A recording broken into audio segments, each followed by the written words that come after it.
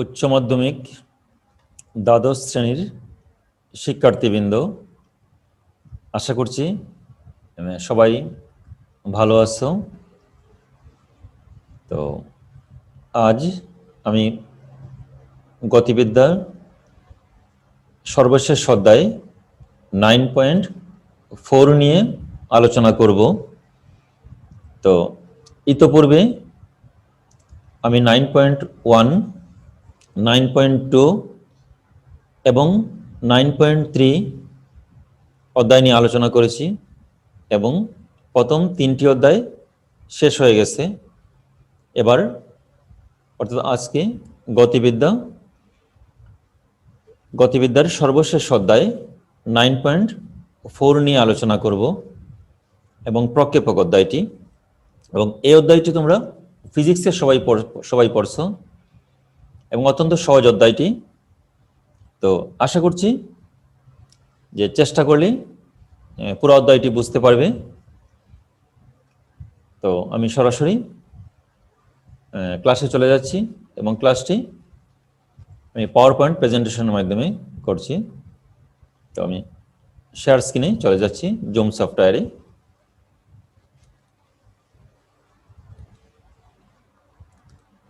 তো সেটিং করে নিচ্ছি এটা। আশা করি তোমরা সবাই দেখতে পাচ্ছ। তো আবারও সবাইকে স্বাগতম জানাচ্ছি। এবার এই স্লাইডগুলো তৈরি করেছিলাম, তো তার পরবর্তী স্লাইডে আমি পাঠ পরিচিতি দিচ্ছি। দ্বাদশ শ্রেণী উচ্চতর গণিত দ্বিতীয় পত্র গতিবিদ্যা 9.4 এবং এটা প্রক্ষেপক অধ্যায়টি, প্রাস যেটা বলা হয় ফিজিক্সের। তো প্রথম স্লাইডে দেখো, এখানে বোঝার চেষ্টা করবা। তো এখানে শুরুতেই যে জিনিসটা বলে নেই যে তোমরা এমন কেউ নেই যে ছোটবেলায় কেউ ঢিল মারো নাই, একটা ইটের টুকরা বা একটি পাথরকে ঢিল মারো নাই, সবাই ঢিল মারছো। তো মনে করো অবিন্দু হতে একটি পাথর বা একটা বস্তুকণাকে ইউ বেগে, আমি আবারও বলছি যে অবিন্দু হতে একটি বস্তুকণাকে ইউ বেগে এবং আনুভূমিকের সহিত আলফা কোণে নিক্ষেপ করা হলো। তাহলে এই দিকে যদি ইউ বেগে এবং আলফা কোণে যদি একটি বস্তুকে নিক্ষেপ করা হয়, তাহলে বস্তুটি যাবে কোন দিকে? এখান থেকে এই দিক দিয়ে গিয়ে এই পাশে আসবে, অর্থাৎ বস্তুটা এভাবে পড়বে। অর্থাৎ দেখো, এই মনে করো বস্তুটি এই দিক দিয়ে গিয়ে এখানে আসলো, বস্তুটি অবিন্দু হতে এভাবে গিয়ে এই দিক দিয়ে এসে এখানে পতিত হলো। তাহলে বোঝার চেষ্টা করো, বস্তুটি যখন এখানে আসবে তখন এতটুকু উলম্ব দূরত্ব এবং এইটুকু আনুভূমিক দূরত্ব অতিক্রম করবে। বস্তুটি যখন এই জায়গায় অবস্থান করবে, এতটুকু উলম্ব দূরত্ব এবং এইটুকু আনুভূমিক দূরত্ব অতিক্রম করবে। আমি আবারও বলছি, বোঝার চেষ্টা করো, বস্তুটি যখন এখানে অবস্থান করবে তখন এতটুক উলম্ব দূরত্ব এবং এতটুক আনুভূমিক দূরত্ব অতিক্রম করবে। তাহলে বস্তুর মধ্যে কি আছে? আনুভূমিক বেগ আছে, আবার উলম্ব বেগও আছে, দুটা বেগ। অর্থাৎ এই বেগের দুটি অংশ, একটা হলো আনুভূমিক বেগ আর আরেকটি হলো উলম্ব বেগ। তাহলে আমরা এই পর্যায়ে এই ইউ বেগের আনুভূমিক এবং উলম্ব বেগটা বের করব। এই অবস্থায় আমরা এখানে একটা আয়তক্ষেত্র বা সামান্তরিক অঙ্কন করব। এটা সামান্তরিক, অর্থাৎ আয়তক্ষেত্র একটা সামান্তরিক। তাহলে এটা হলো ও এ সি বি অঙ্কন করলাম। এবার দেখো অসি দ্বারা ইউ বেগ সূচিত হলো। তাহলে ওএ রেখা দ্বারা ইউ এর আনুভূমিক বেগ আর অবি রেখা দ্বারা ইউ বেগের উলম্ব বেগ নির্দেশ করবে। এবার আমরা ও এর মান দ্বারা আমরা আনুভূমিক বেগ আর অবির মান দ্বারা উলম্ব বেগ বের করব। তাহলে এ ও সি কোণ হলো আলফা, তাহলে বি ও সি কোণ হবে π/2 মাইনাস আলফা। কারণ দেখো এই পুরো অংশটুকু হলো 90 বা π/2। তাহলে এই π/2 থেকে আলফা চলে গেলে আসে π/2 মাইনাস আলফা। এবার লক্ষ্য করো, দেখো ও আচ্ছা এই অংশটুকু তোমরা বুঝছো কিনা, যে এইটুকু হলো আলফা, এইটা হলো আলফা কোণ, এই অংশটুকু হলো আলফা। তাহলে এই পুরাটা হলো π/2। তাহলে π/2 হতে আলফা চলে গেলে এটা হবে π/2 মাইনাস আলফা। এবার আমরা ও এ রেখা এবং অবি রেখার মান বের করব। লক্ষ্য করো ও এ সি ত্রিভুজের মধ্যে বা এ ও সি ত্রিভুজের মধ্যে কজ আলফা, এখানে দেখো কজ আলফা অর্থাৎ এই যে কজ আলফা, তাহলে কজ থিটা সমান হবে ভূমি বাই অতিভুজ। কজ আলফা হলো ভূমি হলো ওএ, ভূমি ওএ এবং অতিভুজটা হলো ওসি, বা কোনায় কোনায় গুণ করব। তাহলে ওএ সমান হবে ওএ ইকুয়াল টু হবে ওসি কজ আলফা। দেখো ওএটা ওএ হবে ওসি কজ আলফা।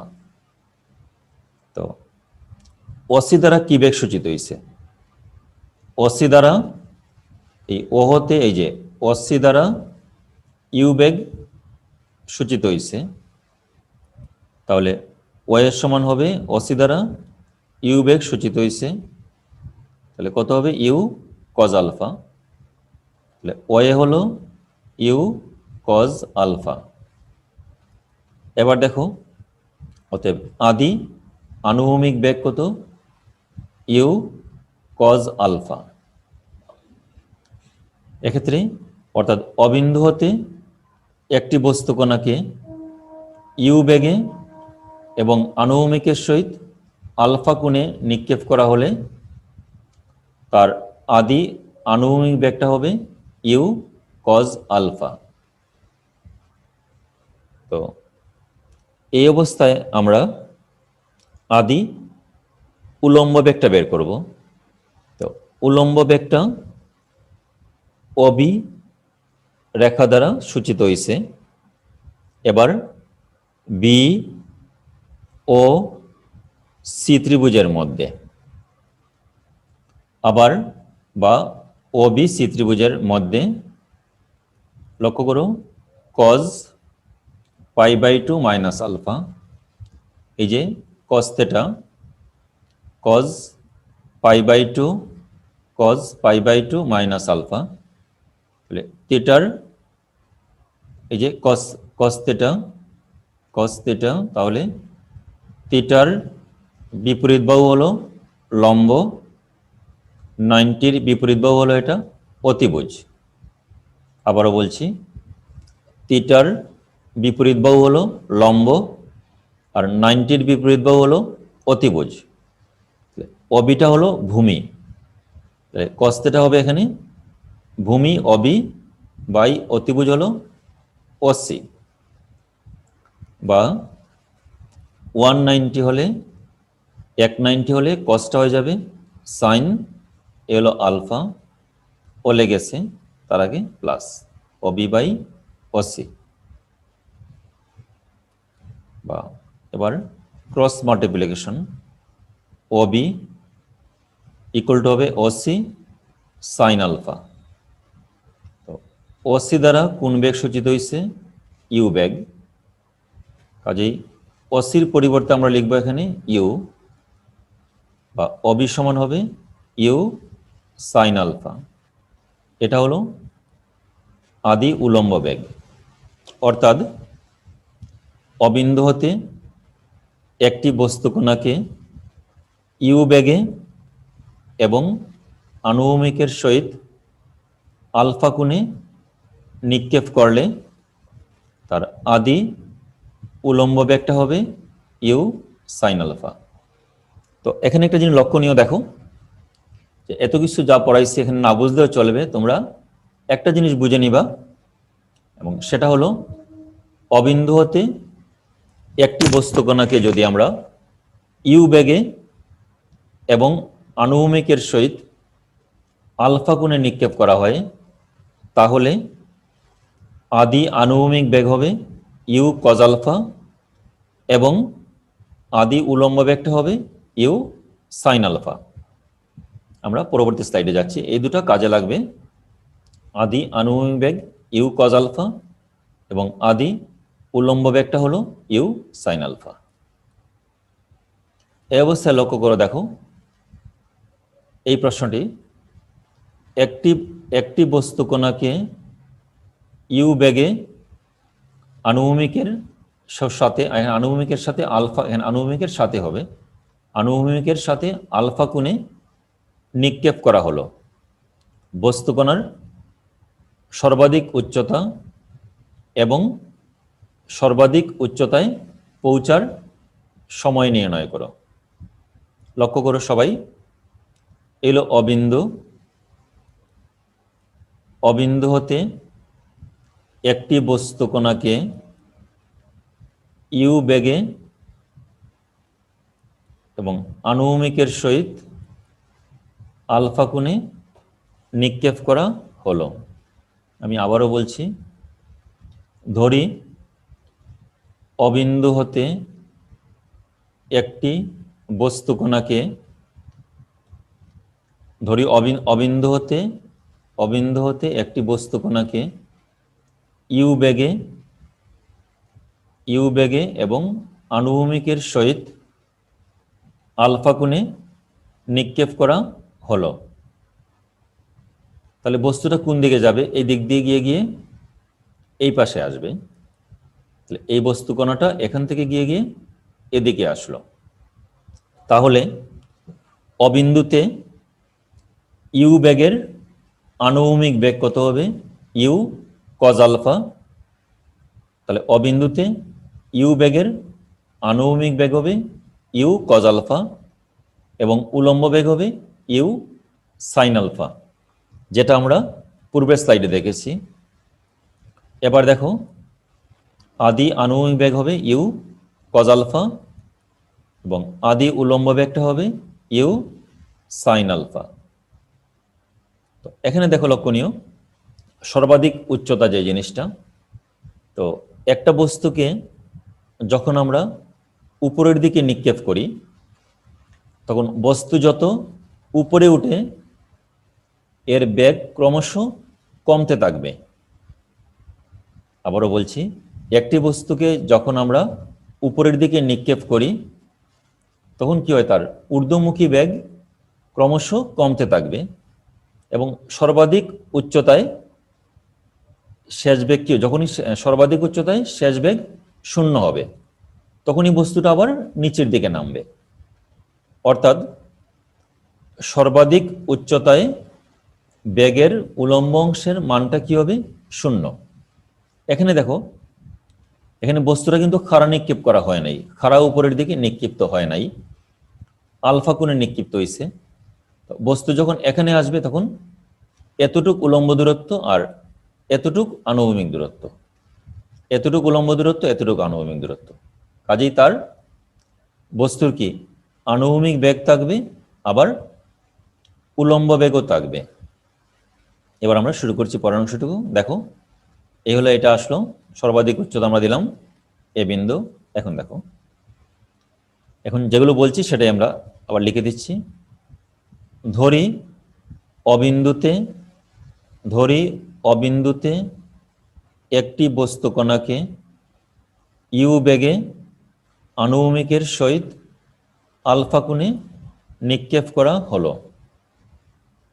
তাহলে অবিন্দুতে ইউ বেগের আনুভূমিক ও উলম্ব উপাংশ যথাক্রমে ইউ কজ আলফা ও ইউ সাইন আলফা। এই অবস্থায় দেখো, অভিকর্ষজনিত ত্বরণ সবসময়, অভিকর্ষজনিত ত্বরণ বা মাধ্যাকর্ষণজনিত ত্বরণ সবসময় কি করে? খাড়া নিচের দিকে ক্রিয়া করে। অভিকর্ষজনিত ত্বরণ খাড়া নিম্ন দিকে ক্রিয়াশীল বলে বস্তু যত উপরে উঠবে এর বেগ ক্রমশ কমতে থাকবে এবং সর্বাধিক উচ্চতায় এর বেগের উলম্ব অংশের মান কি হবে? শূন্য হবে। অর্থাৎ এখানে যখন সর্বাধিক উচ্চতায় পৌঁছবে তার বেগের উলম্ব অংশের মান শূন্য হবে। এই অবস্থায় দেখো, ধরি বস্তুকণাটি টি সময়ে গতিপথের সর্বাধিক এইচ উচ্চতায় পৌঁছে, অর্থাৎ বস্তুকণাটি টি সময়ে গতিপথের কি হয়? এটা সর্বাধিক উচ্চতায় পৌঁছে, সর্বাধিক উচ্চতা এ বিন্দুতে পৌঁছে। তো এই অবস্থায় মনোযোগ দাও।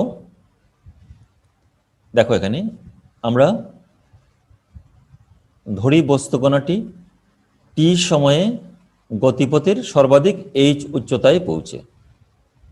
আমরা সূত্র জানি, v equal to u plus f টি।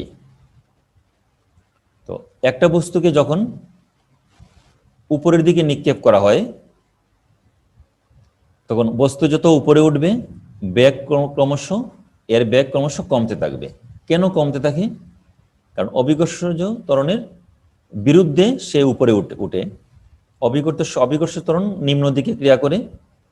কাজেই নিম্ন দিকে বস্তুর ক্ষেত্রে বা নিম্ন দিকে বা খাড়া নিম্ন দিকে একটা বস্তু যাচ্ছে, এক্ষেত্রে অভিকর্ষ ত্বরণ কত? জি।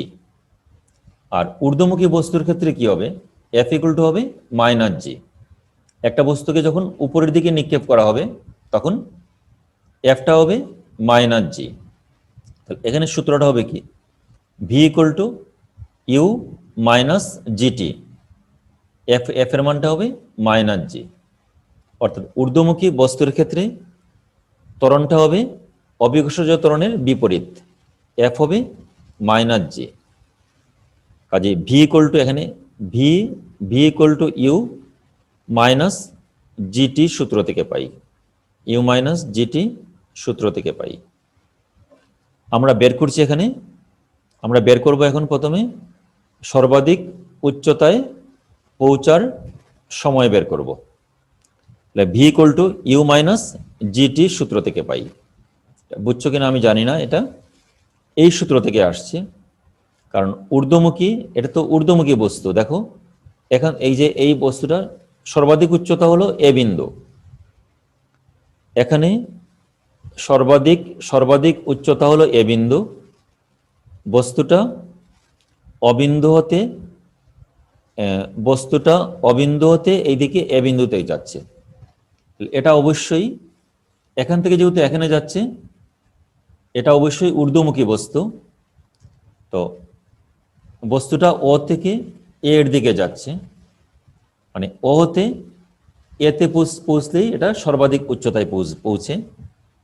তো তো ঊর্ধ্বমুখী বস্তুর ক্ষেত্রে এফ হবে মাইনাস জি, তাহলে v equal to u minus জিটির সূত্র থেকে পাই। এবার বোঝার চেষ্টা করো, সর্বাধিক উচ্চতায় শেষ বেগ কত বলতো? 0। যেহেতু আমাদের সর্বাধিক উচ্চতা অর্থাৎ উচ্চতা বরাবর মানে উলম্ব বরাবর, কাজে সব কিছু আমরা কি করব? উলম্ব বরাবর বিবেচনায় আনব। তাহলে সর্বাধিক উচ্চতায় শেষ বেগটা হলো 0। সর্বাধিক উচ্চতায় শেষ বেগ 0, যেহেতু উচ্চতা বরাবর অর্থাৎ উলম্ব বরাবর, তাহলে ইউটা কি হবে? আদি উলম্ব বেগ। এক্ষেত্রে আদি উলম্ব বেগ কত? U sine alpha. কাজে ইউ ইকুয়াল টু লিখবো আমরা, u sine alpha minus g t. এই যে ভি ঊর্ধ্বমুখী বস্তুর ক্ষেত্রে সর্বাধিক উচ্চতায় শেষ বেগটা হলো 0, শেষ বেগ 0 ইকুয়াল টু আদি বেগটা হবে কি? আদি উলম্ব বেগ। আমরা বের করছি এখানে সর্বাধিক উচ্চতায় পৌঁছার সময়ে। এবার পরবর্তী স্লাইডে যাচ্ছি। দেখো এখানে চিত্রটা আবার অঙ্কন করছি। অবিন্দু হতে একটি বস্তুকে ইউ বেগে আনুভূমিকের সহিত আলফা কোণে নিক্ষেপ করা হলো। বস্তুটা এদিক দিয়ে গিয়ে এখানে আসলো। আদি আনুভূমিক বেগ হলো ইউ কজ আলফা, আদি উলম্ব বেগ হলো ইউ সাইন আলফা, বা এটা আমরা আগে পূর্বের স্লাইড থেকে পেয়েছি। 0 equal to u sine alpha minus g t. এই জিটিটা এই পাশে নিয়ে আসলাম, ইকুয়াল টু হলো ইউ সাইন আলফা, বা টি ইকুয়াল টু হবে ইউ সাইন আলফা। এই জিটা চলে আসলো নিচে। এটাই হলো আমাদের সর্বোচ্চ উচ্চতায় বা সর্বাধিক উচ্চতায় পৌঁছার সময়, you sine alpha by g. তো এবার আমরা বের করব নিক্ষিপ্ত বস্তুর সর্বাধিক উচ্চতা। লক্ষ্য করো, আমরা একটা সূত্র জানি, v square equal to u square plus 2fs সূত্র। এখন দেখো, এ হলো সর্বাধিক উচ্চতা এবং এ বিন্দু। আবার v square equal to u square minus 2gh সূত্র থেকে পাই। এই সূত্রটা পাইছি আমরা এটা থেকে। তাহলে এখানে লক্ষ্য করো, বস্তুটি অবিন্দু হতে এ বিন্দুতে গেছে, বস্তুটি অবিন্দু হতে এ বিন্দুতে গেছে। এটা অবশ্যই ঊর্ধ্বমুখী বস্তু। তো ঊর্ধ্বমুখী বস্তুর ক্ষেত্রে এফটা হবে মাইনাস জি। তাহলে এখানে v square equal to u square minus এফটা হবে মাইনাস জি, এখানে হবে মাইনাস 2g, এসটা হবে এইচ, কারণ এটা সর্বাধিক উচ্চতা। এস ডিস্টেন্সের ক্ষেত্রে এস, আর উচ্চতার ক্ষেত্রে হবে এইচ, হাইটের এইচ। আমরা বের করছি আমরা এখানে সর্বাধিক উচ্চতা। যেহেতু এটা সর্বাধিক উচ্চতা বের করব, কাজে সব কিছু উচ্চতা বরাবর অর্থাৎ উলম্ব বরাবর বিবেচনায় আনতে হবে। তাহলে সর্বাধিক উচ্চতায় শেষ বেগ কত? 0। উচ্চতা, যেহেতু উচ্চতা বের করব, উচ্চতা সাধারণত উলম্ব বরাবর হয়, যে সব কিছু এখানে উলম্ব বরাবর বিবেচনায় আনব। তাহলে সর্বাধিক উচ্চতায় শেষ বেগ কত? 0 ইকুয়াল টু ইউটা হলো আদি বেগ, এখানে হবে আদি উলম্ব বেগ। আদি উলম্ব বেগ কত? ইউ সাইন আলফা, ইউ এর জায়গাতে বসবে u sine alpha whole square, তার মানে হবে u square sine square alpha minus 2gh। বা এখানে বুঝছো কিনা, ইউ এর মানটা হলো ইউ সাইন আলফা, এখানে u sine alpha whole square কত আসবে, u square sine square alpha minus 2gh। এই 2gh আসবে ডান পাশে, এটা আসলো, বা h equal to u square sine square alpha, আর এই 2gটা চলে আসলো নিচে। এটাই হলো নিক্ষিপ্ত বস্তুর সর্বাধিক উচ্চতা। এটা বুঝছো কিনা আমার জানা নেই। এটাই হলো তোমার নিক্ষিপ্ত বস্তুর সর্বাধিক উচ্চতা। তো এরই সাথে সাথে এই প্রশ্নটি শেষ হলো। একটি বস্তুকে ইউ বেগে আনুভূমিকের সহিত আলফা কোণে নিক্ষেপ করা হলে নিক্ষিপ্ত বস্তুর সর্বাধিক উচ্চতা এবং সর্বাধিক উচ্চতায় পৌঁছার সময়। আমরা পরবর্তী স্লাইডে যাচ্ছি। এখানে একটু বেসিক জিনিস আলোচনা করব, তারপরের থিওরিয়ামটা করেই ক্লাসটি শেষ করব অল্প সময়ের মধ্যেই। এ হলো, মনে করে এটা একটা বস্তু কণা, এটা একটা বস্তু, এই বস্তুটা ভূমি এখানে আছে। তাহলে অভিকর্ষজ ত্বরণ জি খাড়ার নিচের দিকে ক্রিয়া করে। এখানে বোঝার চেষ্টা করো। এই হলো একটা বস্তু আছে, এখানে একটা বস্তু আছে, এবং এই বস্তুর মধ্যে অভিকর্ষ, তার ওজন আছে, কাজে তার এখানে অভিকর্ষজ ত্বরণটা খাড়ার নিচের দিকে ক্রিয়া করে। এবার জিটা কাজ করছে এই নিচের দিকে। তাহলে আমরা এখন বোঝার চেষ্টা করবে সবাই, এই বস্তুর উপর অভিকর্ষজ ত্বরণ খাড়া নিচের দিকে ক্রিয়া করে। তাহলে আনুভূমিক বরাবর জি এর অংশটা কত হবে সেটা দেখব।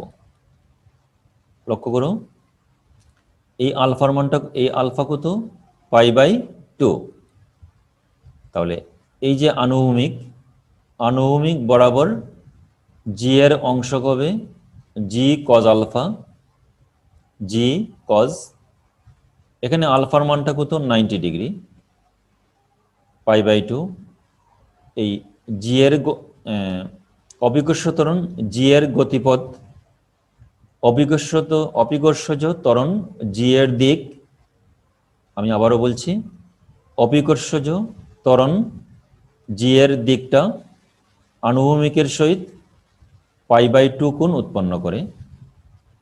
কাজে জি কজ π/2, কজ 90-তে হলো 0, তাহলে জি ইন্টু 0 হলো জি। তাহলে আনুভূমিক বরাবর জি এর অংশকটা হলো 0। এবার উলম্ব বরাবর জি এর অংশক, জি কজ আলফা। তো জিটা কোন দিকে ক্রিয়া করছে, খাড়া নিচের দিকে। এবার এই মধ্যবর্তী কোণটা কত, জি কাজ করছে নিচের দিকে, নিচের দিকের যে এই রেখাটা, এই দিক অর্থাৎ জি এর দিক উলম্ব রেখার সহিত এই অংশের মানটা হলো 180 ডিগ্রি, মানে পাই, এটা হলো পাই। কাজে এই উলম্ব রেখা বরাবর জি এর অংশ হলো জি কজ আলফা, এখানে আলফার মানটা হলো পাই, জি কজ পাই, কজ 180 ডিগ্রির মান হলো -1, কাজে এটা হলো -জি। তো এত কিছু না বুঝো তাহলে তোমরা সহজে বুঝবা যে একটি বস্তু নিম্ন দিকে, যখন একটা বস্তু নিচের দিকে আসে তখন এফটা হবে জি, উপর দিকে গেলে ঊর্ধ্বমুখী বস্তুর ক্ষেত্রে এফটা হবে -জি, আর আনুভূমিক বরাবর জি এর অংশকটা হবে 0। এবার যে কাজটা করব, 5 সেকেন্ড পর আনুভূমিক বেগটা কত হবে দেখো। 5 সেকেন্ড পর আনুভূমিক বেগটা আমরা বের করব। 5 সেকেন্ড পর আনুভূমিক বেগ হবে v = u + gt সূত্র থেকে পাই। বা v equal to u plus f t, এই যে সূত্রটা হলো তোমার v equal to u plus f t সূত্র থেকে পাই। তো এক্ষেত্রে দেখো আনুভূমিক বেগ, সবকিছু আনুভূমিক বরাবর বিবেচনায় আনবো। ভি এটা হলো আনুভূমিক বেগ, তাহলে আদি আনুভূমিক বেগ কত বলো তো, মনে আছে? ইউ কজ আলফা প্লাস এই যে ইউটা হবে আদি আনুভূমিক বেগ কত, ইউ কজ আলফা প্লাস আনুভূমিক বরাবর জি এর অংশ কত, আনুভূমিক বরাবর জি এর মান কত, 0 ইন্টু 5, 5 সেকেন্ড পর, তাহলে ভি ইকুয়াল টু কত, ইউ কজ আলফা। অর্থাৎ আনুভূমিক বেগ সবসময় অপরিবর্তিত থাকবে, দেখো সবসময় অপরিবর্তিত থাকবে। এক্ষেত্রে বস্তুটা কিন্তু নিক্ষেপ করা হয়েছে কি বেগে, ইউ বেগে, এবং আনুভূমিকের সহিত আলফা কোণে নিক্ষেপ করা হয়েছে। অর্থাৎ এখানে একটি বস্তুকে যদি আমরা ইউ বেগে এবং আনুভূমিকের সহিত আলফা কোণে নিক্ষেপ করা হয়, তাহলে আনুভূমিক বেগ সবসময় অপরিবর্তিত থাকবে। উপরের দিকে যখন নিক্ষেপ করব তখনই শুধু আনুভূমিক বেগ অপরিবর্তিত থাকবে। আর একটা করেই শেষ করে দিচ্ছি ক্লাসটি। অর্থাৎ আনুভূমিক বেগ ইউ কজ আলফা সর্বদা অপরিবর্তিত থাকবে। এবার আমরা এটাই লাস্ট, এটা করেই ক্লাসটি শেষ করে দিচ্ছি। দেখো একটি বস্তুকণাকে ইউ বেগে আনুভূমিকের সাথে আলফা কোণে নিক্ষেপ করা হলো। বস্তুকণার বিচরণকাল ও আনুভূমিক পাল্লা নির্ণয় করো। দেখো এটা হলো অবিন্দু, এটা হলো তোমার অবিন্দু। তো অবিন্দু হতে একটি বস্তুকণাকে ইউ বেগে আনুভূমিকের সহিত আলফা কোণে নিক্ষেপ করা হলো। তাহলে বস্তুটা অবিন্দু হতে কি এই দিক দিয়ে যাবে, এইভাবে এই দিকে গেলে এই দিকে যাবে, বস্তুটা অবিন্দু হতে এদিকে আসবে, এই আসলো অবিন্দু হতে এদিকে আসলো।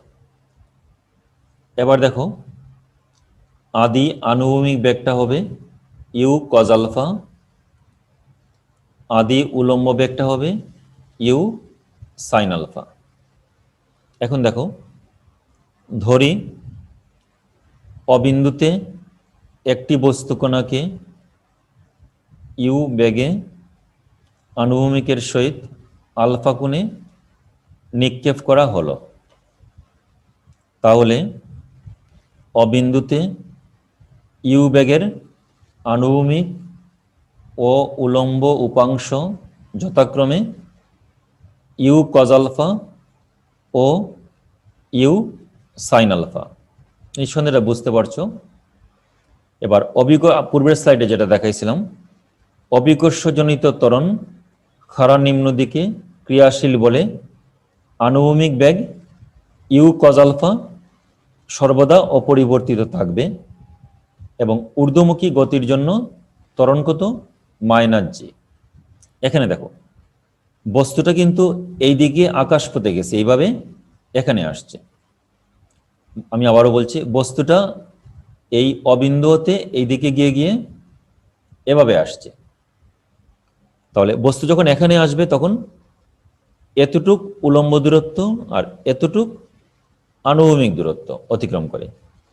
কাজেই তার কি আনুভূমিক বেগও আছে, উলম্ব বেগও আছে।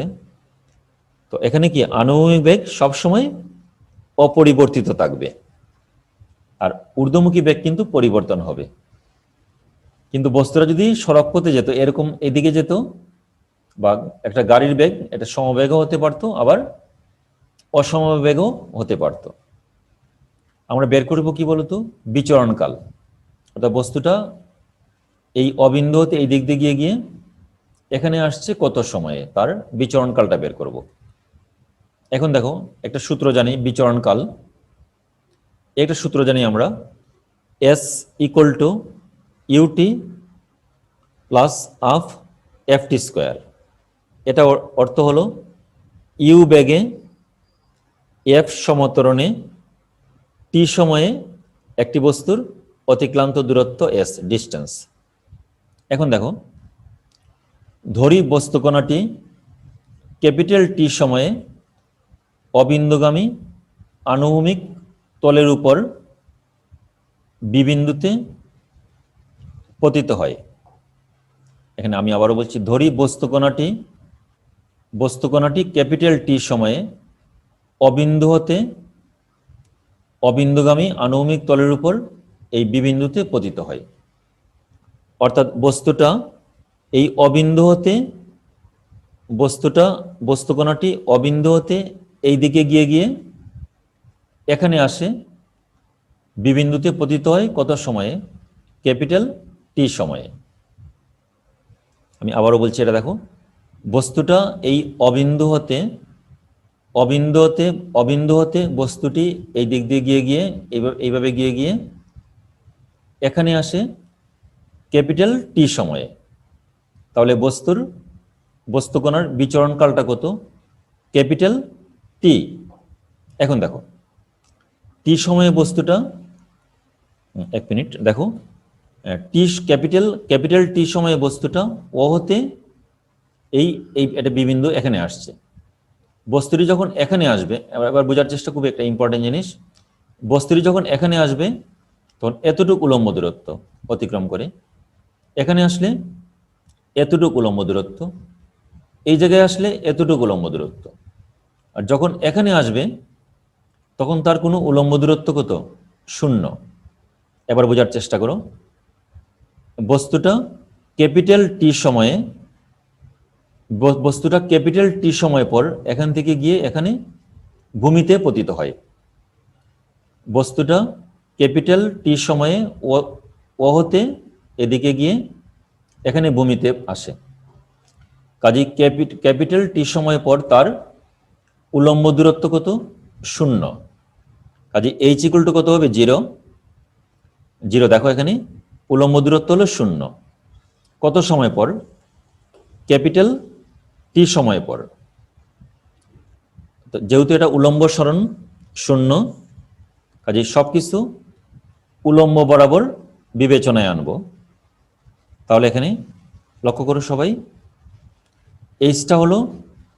এইচ হলো উলম্ব দূরত্ব, কাজে উলম্ব দূরত্ব 0 ইকুয়াল টু ইউটা হলো আদি বেগ, তাহলে এখানে হবে আদি উলম্ব বেগ। আদি উলম্ব বেগ কত? ইউ সাইন আলফা, কত সময়? ক্যাপিটাল টি সময়। এখানে হবে capital T minus half of g, আর এই স্মল টিটা হবে কি? ক্যাপিটাল টি।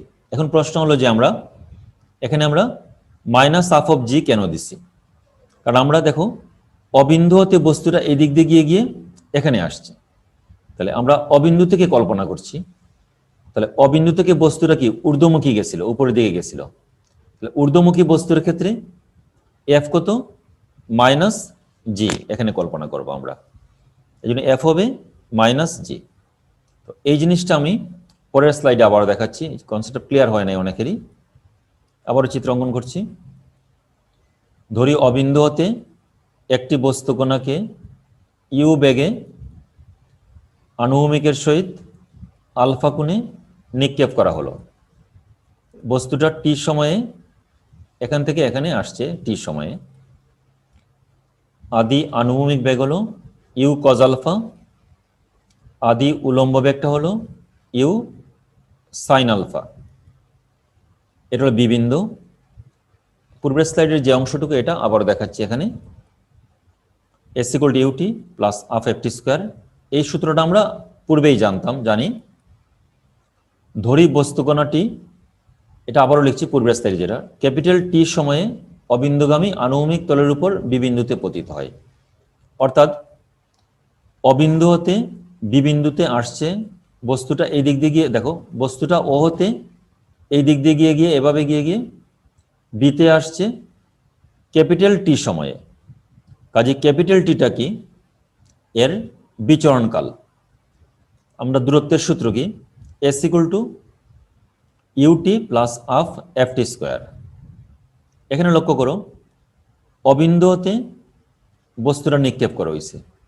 তাহলে ও থেকে অবিন্দুতে বস্তুটা উপরের দিকে যাচ্ছে, কাজে এফ ঊর্ধ্বমুখী বস্তুর ক্ষেত্রে এফটা হবে মাইনাস জি, আর এসটা হলো হাইট, যেহেতু h equal to u t minus half, এফটা হবে মাইনাস জি টি স্কোয়ার, সূত্র থেকে পাই।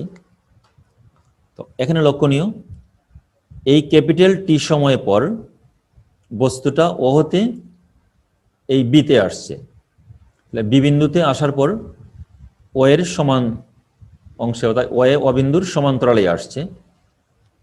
কাজেই ক্যাপিটাল টি সময় পর বি বিন্দুতে আসছে, কাজেই বি বিন্দুতে তার উলম্ব দূরত্ব 0, অর্থাৎ এইচটা হলো 0, উলম্ব দূরত্ব এইচ হলো 0। যেহেতু উলম্ব দূরত্ব 0, সব কিছু উলম্ব বরাবর বিবেচনায় আনব। ইউটা হলো আদি বেগ, এখানে হবে আদি উলম্ব বেগ। আদি উলম্ব বেগটা হলো ইউ সাইন আলফা, ইউ এর পরিবর্তে লিখবো আমরা ইউ সাইন আলফা। স্মল টিটা হবে ক্যাপিটাল টি মাইনাস হাফ জি, স্মল টিটা হবে ক্যাপিটাল টি। এখানে আমরা বিচরণকাল বের করব। এখানে বস্তুটা অবিন্দু হতে বস্তুটা এই দিক দিয়ে গিয়ে বিতে আসছে ক্যাপিটাল টি সময়ে।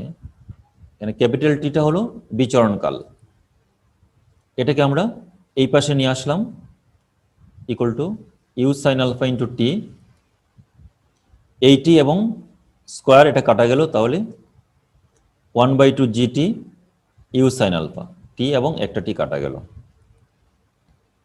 বা g t equal to 2u sine alpha cross multiplication, বা ক্যাপিটাল টি ইকুয়াল টু কত 2u সাইন আলফা বাই জি। এটা হলো নিক্ষিপ্ত বস্তুর ভ্রমণকাল 2u সাইন আলফা বাই জি।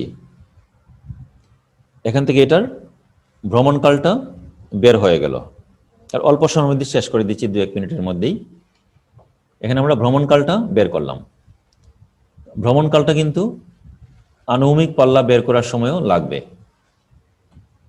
এটা হলো নিক্ষিপ্ত বস্তুর ভ্রমণকাল, অর্থাৎ অবিন্দু হতে একটি বস্তুকে ইউ বেগে আনুভূমিকের সহিত আলফা কোণে নিক্ষেপ করলে নিক্ষিপ্ত বস্তুর ভ্রমণকাল হবে 2u সাইন আলফা বাই জি। এবার আসি আমরা, দেখো নিক্ষিপ্ত বস্তুর ভ্রমণকাল এটা পূর্বের স্লাইড থেকে পেয়েছি। এবার আমরা বস্তুর আনুভূমিক পাল্লাটা বের করব। আবারও চিত্রটা অঙ্কন করছি। অবিন্দু হতে একটি বস্তুকে ইউ বেগে আনুভূমিকের সহিত আলফা কোণে নিক্ষেপ করা হলো। বস্তুটা এই দিক দিয়ে গিয়ে এভাবে আসবে।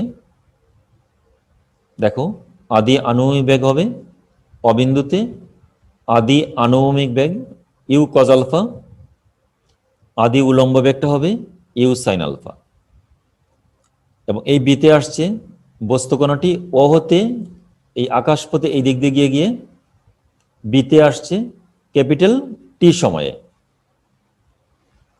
যেহেতু বস্তুকণাটি ক্যাপিটাল টি সময়ে অবিন্দুগামী আনুভূমিক তলের উপর বিবিন্দুতে পতিত হয়, অর্থাৎ এই দিকে এখান থেকে এখানে আসছে ক্যাপিটাল টি সময়ে। কাজেই ক্যাপিটাল টি সময়ে এসে অবি আনুভূমিক দূরত্ব অতিক্রম করে। এই বস্তুকণার আনুভূমিক দূরত্বটা হলো অবি। এবার আনুভূমিক দূরত্বটা আমরা বের করব। দেখো এস ইকুয়াল টু ভিটি সূত্র থেকে পাই। তাহলে আনুভূমিক পাল্লা অবি সমান কত হবে, এস ইকুয়াল টু ভিটি। তাহলে সবকিছু আনুভূমিক বরাবর ভি, ভিটা কি ব্যাগ, তাহলে এখানে কি আনুভূমিক ব্যাগ। আনুভূমিক ব্যাগ কত u cos alpha into small টিটা কি হবে ক্যাপিটাল টি। কারণ প্রথমে আমরা দেখাইছিলাম যে আনুভূমিক বেগ সর্বদাই অপরিবর্তিত থাকবে এবং আনুভূমিক বরাবর কি তার ত্বরণটা 0। কাজে আনুভূমিক পাল্লা কত হবে, এস ইকুয়াল টু ভিটি সূত্র থেকে পাই, কারণ আনুভূমিক বেগ সর্বদাই অপরিবর্তিত থাকবে। বুঝতে পারছো কিনা? এস ইকুয়াল টু ভিটি, এটা সমবেগের সূত্র। যেহেতু আনুভূমিক বেগ সর্বদা অপরিবর্তিত থাকবে। এবার এই ক্যাপিটাল টি এর মানটা বসাবো, u cos alpha into capital T এর মানটা হলো 2u sin alpha by g, 2u sin alpha by g, capital T এর মান, বা R equal to u into u, u square by g. এখানে দেখো ইউ এবং ইউতে হলো u square by g 2 sin alpha into cos alpha. ঠিক, আবার বলবো কি, ইউ ইন্টু ইউ হলো u square by g 2 sin alpha cos alpha, বা এখানে একসাথে লিখে দিচ্ছি u square by g, u square by g 2 সাইনে কজে, সূত্র কি sine 2a, 2 sine alpha cos alpha হলো সাইন 2 আলফা, বা u square sine 2 alpha by g. তাহলে নির্ণয় আনুভূমিক পাল্লা কত, u square sine 2 alpha by g. তো আজকে যেগুলো করাইছি অঙ্কগুলো, সেগুলো কিন্তু তোমার এই সূত্রগুলো পরীক্ষায়ও আসে, আবার এই সূত্র ব্যবহার করে তোমাদের কি অঙ্কও করতে হবে। তো এটা হলো আনুভূমিক পাল্লা। তো সময় চলে গেছে, আজকে আর করাচ্ছি না। তো এটাই কিন্তু লাস্ট অধ্যায় শুরু হয়ে গেছে গতিবিদ্যার। তো পূর্বের ক্লাসগুলো কলেজের ফেসবুক পেজে অবশ্যই আছে, সবগুলো ফেসবুক গ্রুপে আছে, তোমরা দেখে নিবে সবগুলো। তো আজ এ পর্যন্তই, তো আজকে আর করাচ্ছি না।